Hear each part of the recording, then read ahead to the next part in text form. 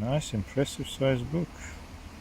With pages which are not glossy, so you cannot really get glared by these pages when you're studying anywhere. So far 332 pages. Oh, I like that first image.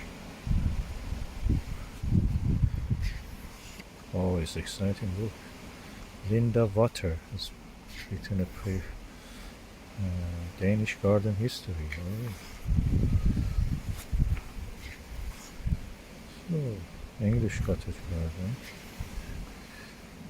Ellen Allingham, William Robinson.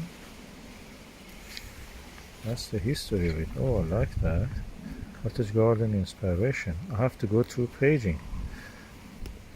Completely a paging of this book. Look at how many lovely pictures it has.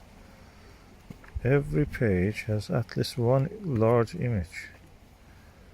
Oh, this is full of inspiration. I think that I will enjoy reading this.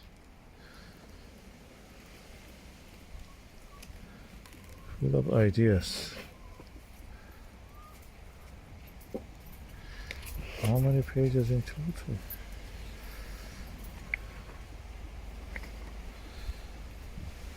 $334 so far.